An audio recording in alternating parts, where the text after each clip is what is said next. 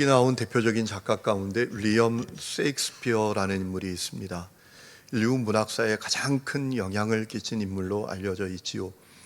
인간 심리의 깊은 통찰과 언어의 혁신을 이룬 위대한 작가입니다.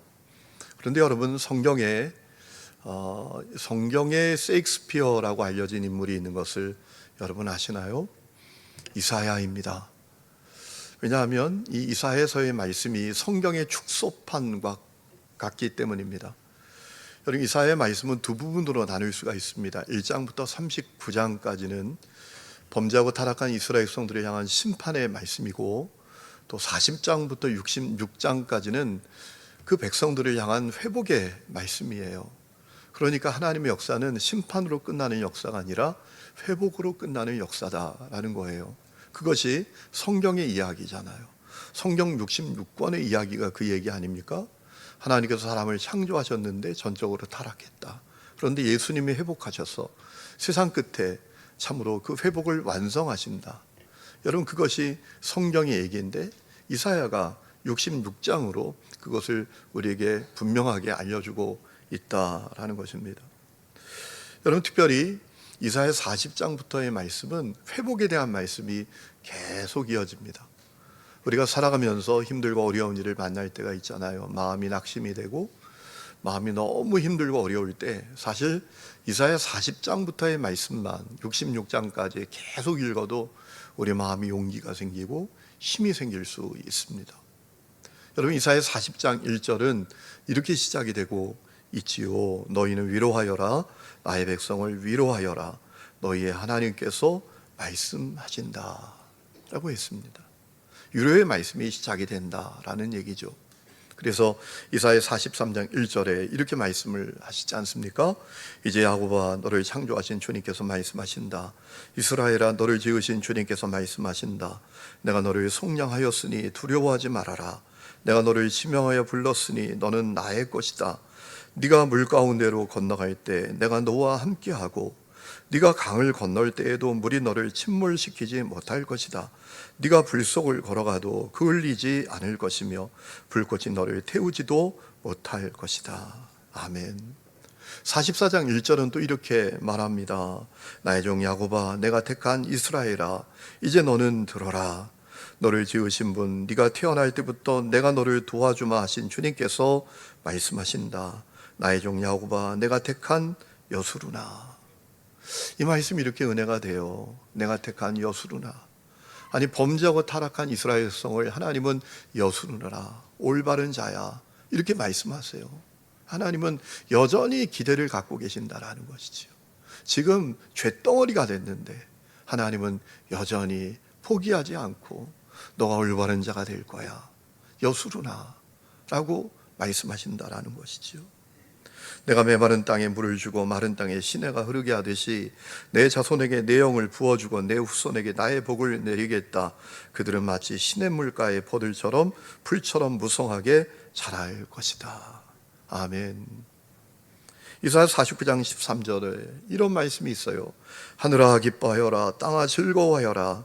산들아 노래소리를 높여라. 주님께서 그의 백성을 위로하셨고 또한 고난을 받은 그 사람들을 긍휼히 여기셨다라고 했습니다.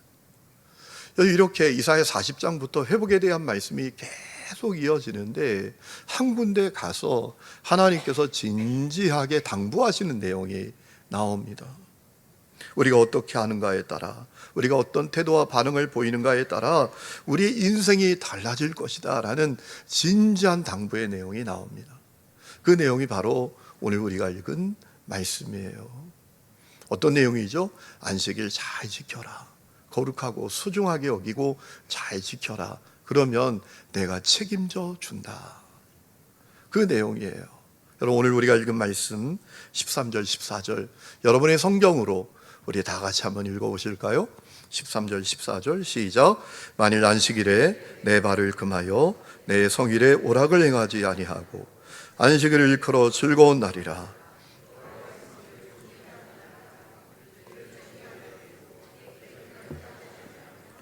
내 오락을 구하지 아니하며 사사로운 말을 하지 아니하면 내가 여호와 안에서 즐거움을 얻을 것이라. 내가 너를 땅의 높은 곳에 올리고 내 조상 야곱의 기업으로 기르리라. 여호와 입의 말씀이니라 라고 했습니다. 여러분 13절에 하나님께서 안식일에 발을 금하라 라고 했습니다. 발을 금하라 라는 말씀이 어떤 의미일까요? 공동 번역을 찾아보니까 이렇게 번역을 해놓았더라고요. 돈벌이 하느라 안식일을 집밥지 말아라 라고 했습니다. 또 13절에 내 성일에 오락을 행하지 말라라고 했습니다. 여러분 주목해야 될 것은 하나님은 안식일을 나의 성일이다, 나의 거룩한 날이다, 하나님의 거룩한 날이다 라고 말씀하셨다라는 거예요. 그러므로 그날에 쾌락을 쫓지 말아라, 너 인생의 즐거움을 쫓지 말아라 라고 하셨어요. 또 안식일을 즐거운 날이라 존귀한 날이라 부르면서 소중하고 존귀하게 여기며 너의 방식대로 보내지 말아라 라고 했다라는 거예요. 자의적으로 해석하고 그저 내가 보내고 싶은 방식대로 보내선 안 된다라는 겁니다.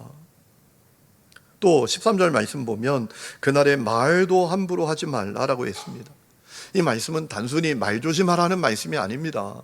하나님의 말씀을 듣기 위해서 입을 다물라라는 거예요. 그렇지요. 여러분 들으려면 입을 다물어야 되잖아요. 끊임없이 말하면서 어떻게 듣습니까? 안식일에 주님의 말씀을 듣기 위하여 말을 닫으라 라고 하신 거예요. 또 그날에 그 날을 소중하고 존귀하게 여기라 라고 했습니다. 14절에 그러면 세상이 알 수 없는 즐거움을 얻게 될 것이다 라고 했습니다. 이 즐거움은 보통 즐거움이 아닙니다. 주님 안에서의 즐거움이에요. 여러분 이 즐거움이 우리에게 있어야 하죠. 여러분 하나님은 사람을 하나님의 형상대로 만드셨기 때문에 사람은 하나님께 접속되고 하나님께 연결될 때에만 참된 즐거움을 누릴 수가 있습니다. 아무리 이 땅에서 우리가 뭐 대단한 조건을 누린다라고 해도, 대단한 성취와 성공을 가진다고 해도 여러분 즐겁지가 않아요. 한때 즐겁죠. 잠깐 즐겁죠. 돌아서면 허무하고 공허하죠. 그게 인간입니다. 그래도 우리 주위를 보면 그렇게 똑똑하고 공부 많이 하는데 엉뚱한 짓을 하면서 살아가는 사람들이 그렇게 많잖아요. 그렇지 않습니까? 안식일 잘 지키면 세상이 알 수 없는 즐거움, 하나님과 접속되고 하나님과 연결될 때 누리는 그 놀라운 즐거움을 주신다라고 하셨어요. 또 14절에 땅의 높은 곳에 오르게 하실 것이다 라고 했습니다. 이 말씀을 새 한글, 요즘 성소공회에서 새로 나온 번역본을 보니까 땅의 높은 곳들로 달리게 해줄 것이다 라고 번역했더라고요.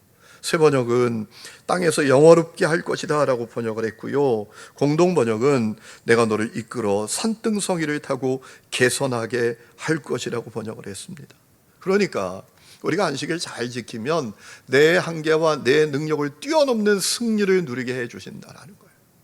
마치 이스라엘 성들이 꿈에도 생각하지 못했던 그 해방을 어느 날 갑자기 맞는 것처럼, 여러분 이스라엘 성들이 바벨론이 멸망할 줄로 생각이 됐을까요?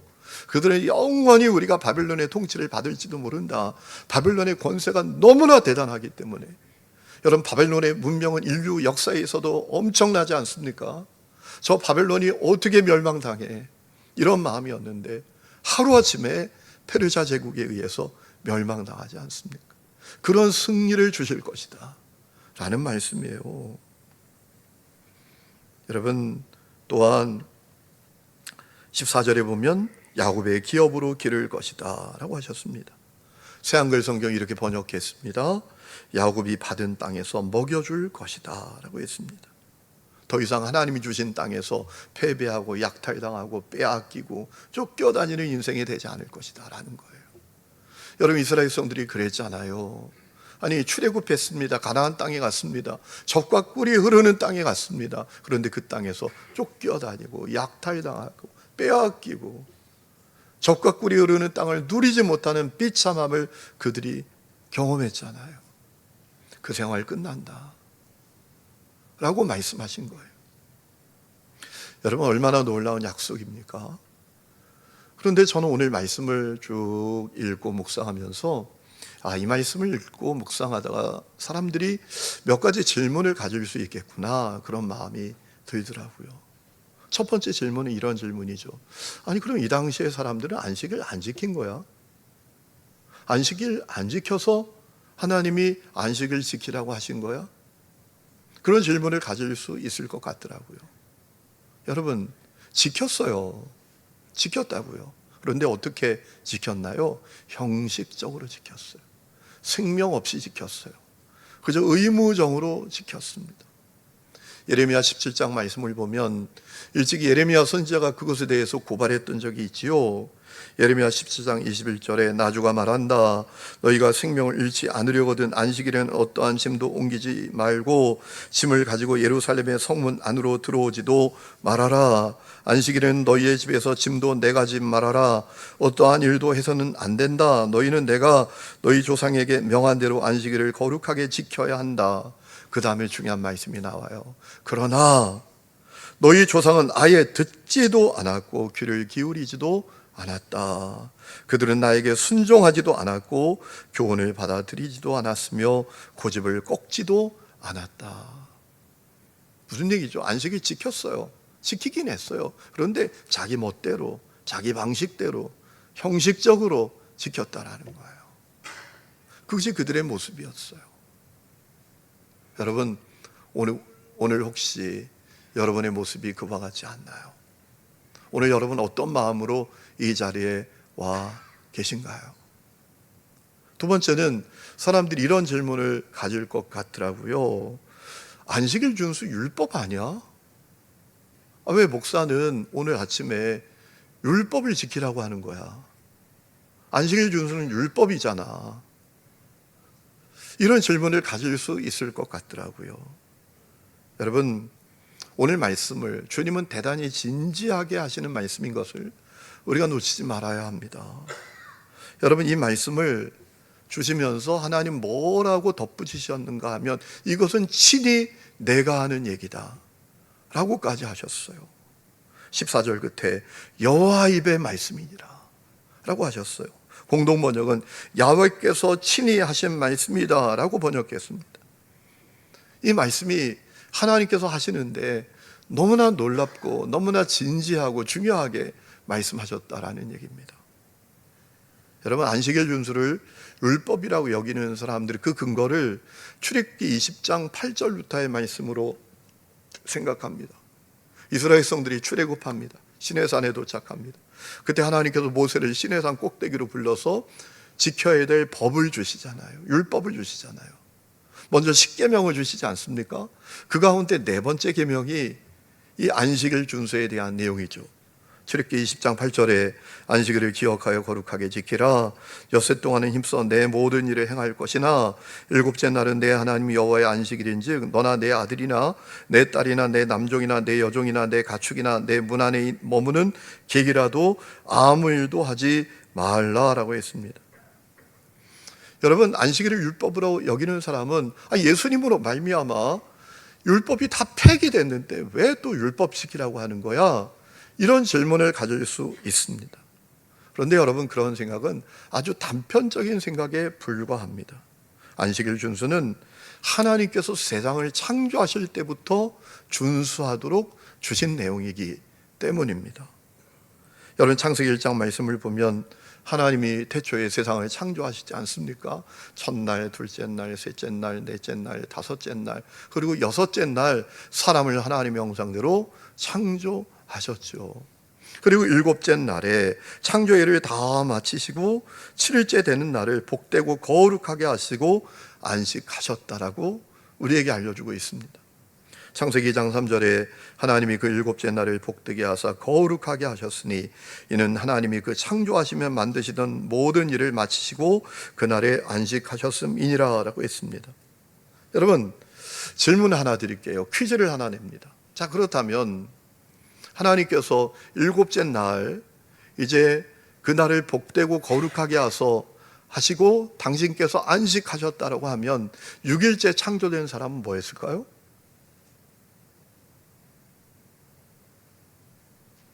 퀴즈입니다. 맞추는 분 상품이 있을지도 모릅니다. 하나님이 6일째 사람을 하나님의 형상대로 창조하셨죠. 그렇죠. 여러분, 성경에도 그렇게 돼 있죠. 그리고 일곱째 날 하나님이 그날을 복되고 거룩하게 하시고 당신께서 안식하셨다라고 했습니다. 그러면 사람은 뭐 했을까요? 하나님과 똑같이 안식했죠. 여러분, 그러니까 안식일 준수는 율법 때문에 시작된 게 아니라 창조 때부터 시작된 질서라는 거예요. 안식일 준수는 율법이 아닙니다. 출애굽기 20장에 있는 말씀은 인간이 하나님의 형상대로 창조된 인간이 전적으로 타락함으로 말미암아 이 영적인 질서를 잃어버렸기 때문에 그 영적인 질서를 상기하도록 주신 말씀이란 말이에요. 안식일 준수는 율법이 아닙니다. 태초부터 시작된 영적인 질서라는 거예요. 그럼 이런 질문을 할 수가 있죠. 그럼 왜 교회는 안식일이 아니라 주일을 지키지?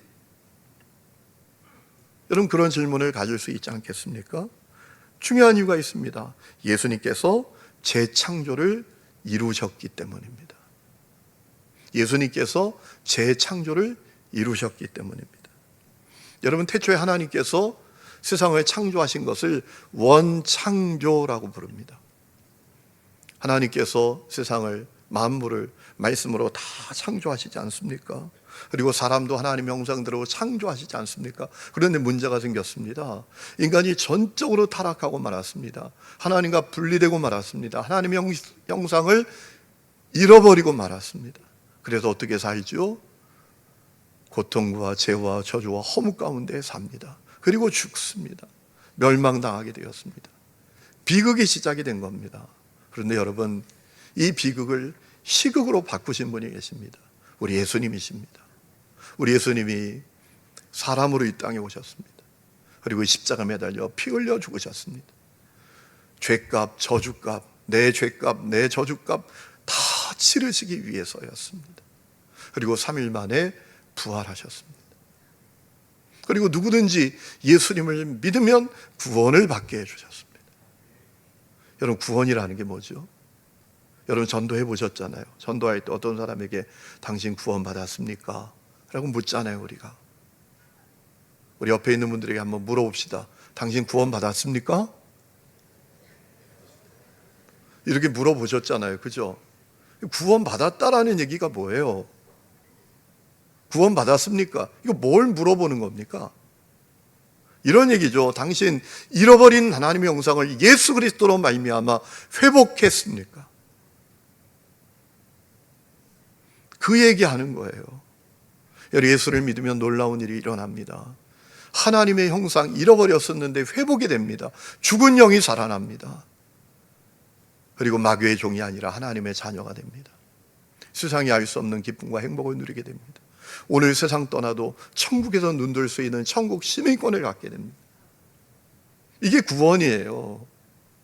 여러분, 이 구원을 이루신 분이 누굽니까? 원창조가 끼워졌어요. 그런데 끼워진 그 원창조를 재창조로 완성하신 분이 누구십니까? 우리 예수님이십니다. 그래서 교회는 이 재창조를 완성하신 예수님을 높이고 하나님을 찬양하며 이 주일을 지키게 되었다라는 것이지요. 여러분, 마가복음 16장 9절 말씀을 보면 예수께서 안식 후 첫날, 주일이죠, 이른 아침에 살아나셨다라고 했습니다. 그러니까 예수님께서 주일에 재창조를 완성하셨다라는 겁니다. 잃어버린 하나님의 형상을 회복하도록 재창조를 완성하셨다라는 것이죠. 그래서 주님의 오심으로 시작된 교회는 주일을 지키는 것입니다. 주일에 하나님께 예배하고 주일에 하나님을 높이는 것입니다. 여러분, 성경을 보면 그 자료가, 증거가 많이 나오죠. 사도행전 20장 7절 말씀을 보면 들어와 있던 바울과 성도들이 그 주간의 첫날 주일에 떡을 떼기 위해 예배 중에 성만찬을 갖기 위해서 모였다라고 하지 않았습니까? 고린도서 16장 2절 말씀을 보니까 바울이 고린도 교회 성도들에게 매주 첫날 주일에 너희 각 사람이 예배 중에 수입에 따라 헌금을 해서 모아두라라고 하지 않았습니까? 요한계시록 1장 10절 말씀을 보니까 요한이 주님의 날에 주일에 성령의 감동을 받게 되었다라고 하지 않았습니까?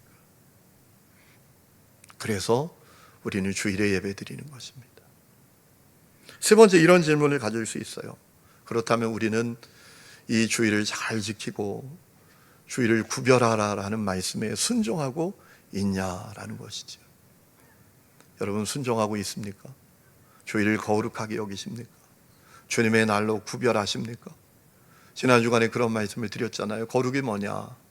거룩이 뭐냐? 우리는 거룩을 어떤 행동이나 상태의 개념으로 자꾸 이해하려고 하는 마음이 있는데, 거룩은 코데시, 구별입니다. 구별하는 게 거룩이에요. 구별이 거룩이에요. 여러분, 주일을 잘 구별하고 있나요? 소중하고 존귀하게 여기십니까? 주일에 돈벌이 하느라 바쁘시지 않습니까? 주일에 쾌락과 즐거움을 쫓아다니느라 정신없지 않습니까? 주일을 여러분의 방식대로 보내고 있지 않습니까? 주일에 예배 자리에서 하나님의 말씀에 귀를 기울이고 있습니까? 여러분, 언제부터인가 한국교회에 주일 성수의 개념이 약화되기 시작했습니다. 주일을 그저 자기 방식대로, 자기 입맛대로 지키는 사람들이 많아지기 시작했습니다. 그래서 벌어지는 일이 있습니다. 과거보다 많은 것을 갖고 누리고 있음에도 불구하고 행복하지 않아요. 여러분, 우리나라가 자살률 1위 국가인 것 아시지요? 갖고 있어도 행복하지 않은 거예요. 누리고 있어도 행복하지 않은 거예요. 우리 주위를 보면 마음이 병든 사람들, 아픈 사람들이 왜 그렇게 많은지 몰라요. 자기 한계와 능력 안에서 그저 안절부절 쩔쩔매고 아둥바둥하며 살아갑니다. 너 주고 나 살아야 되겠다. 제가 언젠가 우리나라를 위해서 간절히 기도하는데 그런 마음이 들어요. 하나님이 어떤 장면을 딱 보여주시는데요, 조그만한 종지 안에 벌레들이 가득히 들어가지고 오글오글 거리면서 자기 살겠다고 막 그런 장면이 보여요. 우리나라가 그런 것 같아요. 이 좁은 나라에서 너 죽어 나 살아야 되겠다. 제가 어디 가는데요, 아파트의 벽에 엄청난 현수막을 붙여놨는데 옆에 있는 아파트 건축 절대 반대. 왜 그러는지 아세요? 제가 부산에서 교회 건축하면서 왜 그런 거 붙여놓는지 제가 알게 됐거든요. 그런 거 붙여놓고 뗐어야 좀 얻어먹거든요. 뜯어먹거든요. 아니, 자기 아파트 지을 때는 어땠을까요? 자기들 사는 아파트 지었을 때. 이 나라가 지금 그렇게 됐다고요. 서로 뜯어먹으려고, 조그만 나라에서 극단으로 치닫고 있잖아요. 그런 가운데 많은 사람들이 병들고 죽고 염려 두려움 가운데 살고 빼앗기고 약탈당하고 이리저리 쫓겨다니며 살고, 우리나라 청년들이 한국에 취업이 안 돼가지고 다 일본 간대요, 남자애들이. 우리 한국교회는 세계적으로 주일 성수로 유명한 교회 아니었습니까? 한국교회는 어떤 일이 있어도 주일을 지키는 교회였습니다. 주일 성수를 목숨처럼 여기는 교회였습니다. 하나님을 향한 거룩함의 열망을 주일 성수로 이어지게 했던 교회가 한국교회입니다. 주일에 주님을 위해서 몸을 드리고 시간을 드리고 재정을 드리고 자기의 자원을 드린 그런 교회가 한국교회였습니다. 여러분, 이 한국교회의 주일 성수 신앙은 선교사들도 깜짝 놀랄 정도였습니다. 아펜젤러나 언더우드 선교사의 일기를 보면 그런 내용이 나옵니다. 그들이 깜짝 놀랍니다. 장날에 주일에 장날이 열립니다. 그러면 한국교회 성도들이 장날에 장사하러 안 간다는 거예요. 선교사들이 깜짝 놀랐습니다. 그들은 이렇게 말합니다. 그들은 너무나 가난한데도 주일에 돈을 벌지 않는다는 것을 자랑처럼 말하곤 합니다. 그들의 행동은 가족의 생계와 다른 사람들의 시선을 감수해야 하는 것이었기에 매우 큰 결심이었습니다. 주일에 논이 바짝바짝 말라가는데도 물을 안 댑니다. 주일이라고. 선교사들이 깜짝 놀랄 정도였습니다. 여러분, 1930년 일제강점기 때 일본은 학생들에게도 주일에도 노동하게 하고 행사 동원하고 또 군사훈련을 하게 했다라고 해요. 그런데 예수 믿는 학생들이 안 가는 거예요. 퇴학의 협박을 받고 체벌의 그 고통을 감내하면서도 아이들이 안 가는 거예요. 주일이라고. 선교사들이 혀를 내두를 정도였어요. 이승훈 장로님이 오산학교를 세웠습니다. 일제가 주일에도 행사를 강요하고 노동을 아이들에게 강요해요. 그때 이승훈 장로님이 단호하게 거부했대요. 학교 폐교의 위협을 당하고 협박을 당하는데도 물러서지 않았대요. 그게 한국교회였거든요. 어떤 분은 그렇게 말할지 몰라요. 아유, 목사님 그거 다 옛날 얘기지. 아유, 뭐 옛날 얘기를 고리타분한 얘기를 하십니까? 그런데 여러분 그거 아십니까? 그 주일 성수의 신앙이 이 나라를 이만큼 만든 거. 그거 아십니까? 그 성수 주일의 신앙으로 말미암아 바벨론 포로에서 살던 이스라엘 성들이 꿈같은 해방을 맞았던 것처럼 이 나라가 해방을 맞았던 것. 여러분, 이 나라가 해방될 힘이 있었습니까? 능력이 있었습니까? 뭐 우리가 독립운동 해본다고 해도 뭐 아무것도 아니잖아요. 다 죽고 말이에요. 짓밟히고. 해방의 희망이 없었잖아요. 친일파에게 물었다라는 거 아니에요. 왜 친일을 했냐고 그랬더니 일본이 망할 거라고는 꿈에도 생각 못했대요. 일본이 망할 가능성이 한 10%라도 있다 그러면 친일할 사람이 누가 있겠어요. 그런데 아무리 봐도 일본이 망하지 않아. 어떻게 망해 저 나라가. 미국하고 싸우는데. 그런데 어떻게 되죠? 미국이 히로시마에 원폭 하나 딱 던지니까 항복, 그러고 갑자기 해방이 왔잖아요. 북한의 인민군, 중공군 밀물처럼 밀고 내려오는 6.25 전쟁에서 이 나라를 지킬 수 있었던 이유가 뭡니까? 주일 성수의 신앙이에요. 아스피린 하나 없어서 어린아이들이 죽어나가는 비참한 이 나라가 세계 13위의 원조국가가 되고 세계 14위의 경제 규모를 가진 나라가 될 수 있었던 이유가 뭡니까? 우리가 고리타분하고 여겼던 그 성수주일의 신앙으로 말미암아 하나님이 보호하사 이 나라가 이렇게 된 겁니다. 여러분, 한국교회가 목숨처럼 성수주일의 신앙을 가졌던 이유가 뭡니까? 하나님을 경외하는 신앙이 그들에게 핵심이었기 때문입니다. 주변이 아니라 핵심이에요. 하나님 경외하는 신앙이 이건 선택할 수 있는 게 아닙니다. 이건 목숨과 같은 거예요. 하나님 경외하는 신앙이 핵심이었기 때문입니다. 그래서 목숨 걸고 주일을 지켰던 것입니다. 오늘 그 신앙 우리가 회복해야 합니다. 오늘 성수주일의 신앙이 희미해진 이유가 뭡니까? 오늘 한국교회 그리스도인들에게 하나님을 경외하는 신앙이 핵심이 아니라 주변이에요. 하나님의 도움 없이도 얼마든지 살 수 있다는 그 못된 교만이 우리 속에 언제부턴가 뿌리 내려 있는 거예요. 그래서 이 나라가 무너져 내려가고 있는 것입니다. 이 나라의 사회주의를 꿈꾸고 공산주의를 꿈꾸는 사람들이 이제 행세하는 그런 나라가 되어가는 거예요. 저는 성수주일의 신앙 회복해야 합니다. 성수주일의 신앙이 회복이 되어야 합니다. 그럼 우리도 살고 가정도 살고 교회도 살고 주님이 살게 하시는 역사를 다시 누리게 되는 것입니다. 그 역사가 여러분에게 있기를 주의 이름으로 축원합니다.